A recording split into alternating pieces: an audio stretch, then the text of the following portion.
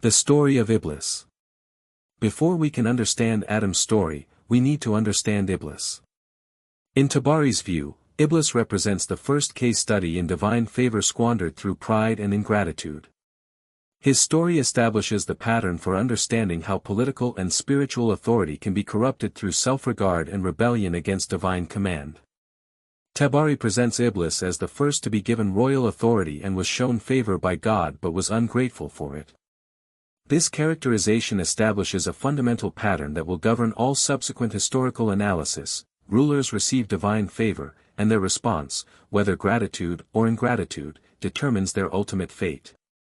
Iblis becomes the prototype for all later kings and leaders who abuse divine trust through pride and rebellion. The author emphasizes that Iblis's original state was one of extraordinary beauty and honor.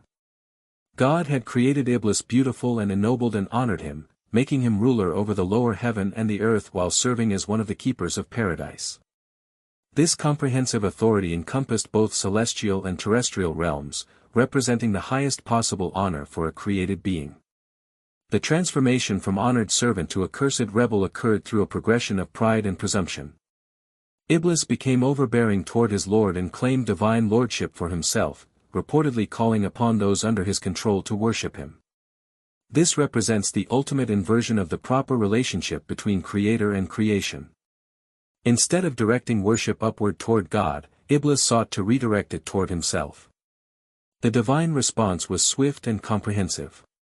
God transformed him into a stone Satan, deforming his beauty, removing his benefits, cursing him, and expelling him from the heavens. The punishment extended beyond Iblis himself to encompass his followers and partisans, establishing the principle that corrupt leadership corrupts those who follow it, making them share in his shame and humiliation. Early Muslim scholars debated Iblis's fundamental nature. Was he an angel or a jinn? These competing accounts reveal underlying theological tensions about the capacity for rebellion among different types of created beings. According to traditions transmitted through Ibn Abbas, Iblis was one of the noblest angels and belonged to the most honored tribe among them. This angelic classification emphasizes the magnitude of his fall. This wasn't merely a lesser being's rebellion, but the corruption of one among the highest created beings. As a keeper of paradise with authority to rule over the lower heaven as well as the earth, his position represented the pinnacle of created authority. However, alternative traditions identify Iblis as belonging to an angelic tribe of jinn, or more specifically, to a tribe of angels called jinn who were called jinn because they were the keepers of paradise. This classification attempts to reconcile the Quranic statement that he was one of the jinn with traditions emphasizing his angelic status and authority.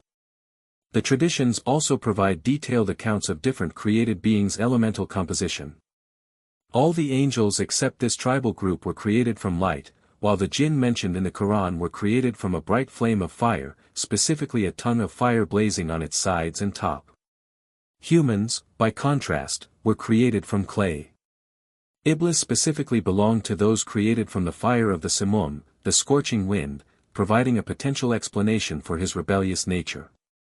His original name, according to some traditions, was Al-Harith or Azazel, suggesting both his elevated status and his eventual corruption. Tabari presents detailed accounts of Iblis's administrative experience before Adam's creation, which both qualified him for authority and contributed to his eventual downfall. The earliest inhabitants of earth were jinn who caused corruption on it and shed blood and killed each other. In response to this chaos, God sent Iblis to them with an army of angels from that tribal group called jinn. This military expedition proved successful. Iblis and those with him caused a bloodbath among them and eventually banished them to the islands in the oceans and the mountainsides. The comprehensive victory established order on earth and demonstrated Iblis's capabilities as both military commander and administrative ruler. However, this very success became the source of Iblis's corruption. According to the tradition, his success went to his head, and he said, "I have done something nobody has ever done before." This self-congratulation marked the beginning of his spiritual downfall, though initially God was aware of how Iblis felt, but the angels who were with him were not. Alternative accounts suggest that Iblis served as judge among the jinn conscientiously for 1,000 years, earning the title arbiter from God himself. However, receiving this divine recognition filled him with haughtiness and made him self-important, leading him to cause terror, hostility, and hatred among those to whom God had sent him as arbiter. The corruption of Iblis's administrative function had devastating consequences for those under his authority.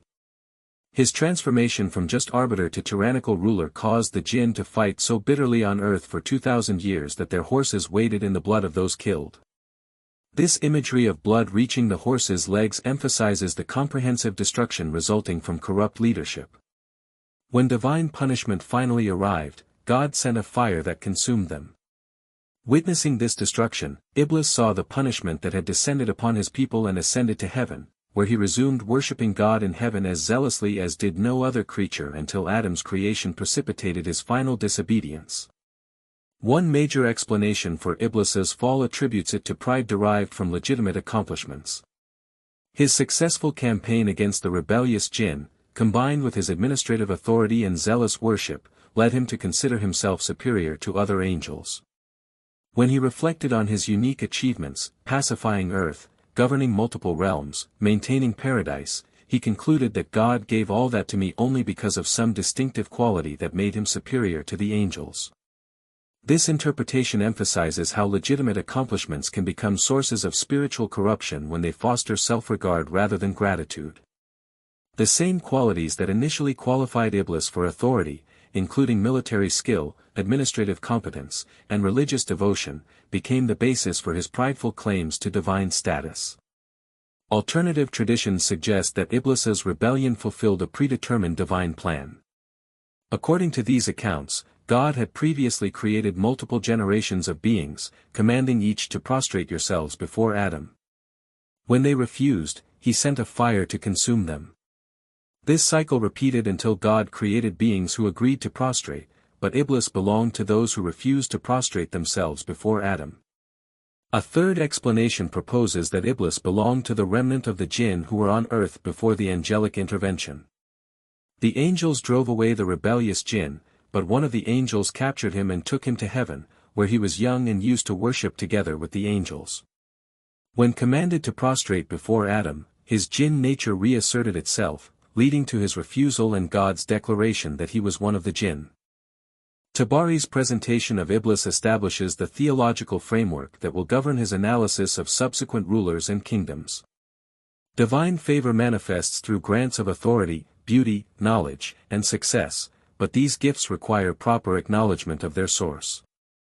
When recipients begin to attribute their advantages to inherent superiority rather than divine grace, they initiate the process of corruption that leads to ultimate downfall. The pattern applies universally. Tabari promises to continue and mention those who adopted his ways and followed in his footsteps and were therefore subjected by God to his divine revenge. However, he also promises to discuss their counterparts and successors among kings and messengers and prophets who obeyed their Lord and left praiseworthy memories, demonstrating that the same positions of authority can lead to either honor or disgrace depending on the recipient's response to divine favor. Tabari concludes his analysis with characteristic scholarly caution. Knowledge of this subject can be attained only through a report that provides valid proof, but we have no such report, and the differences with respect to the matter are as indicated by the reports transmitted by us. This methodological statement acknowledges the limitations of human knowledge regarding cosmic events while demonstrating respect for the diversity of authentic traditions. The author's approach models how scholars should handle competing accounts of foundational events, present all well-attested traditions, analyze their implications, but avoid definitive pronouncements where evidence remains ambiguous. This intellectual humility contrasts sharply with Iblis's presumptuous claims to superior knowledge and divine prerogatives. The story of Iblis thus serves multiple functions in Tabari's historical framework. It establishes the theological principles governing divine favor and human response, provides the archetypal pattern for understanding political corruption, and demonstrates the proper scholarly approach to investigating events that exceed direct human observation. All subsequent historical analysis will unfold within this foundational understanding of how pride transforms divine blessing into cosmic catastrophe.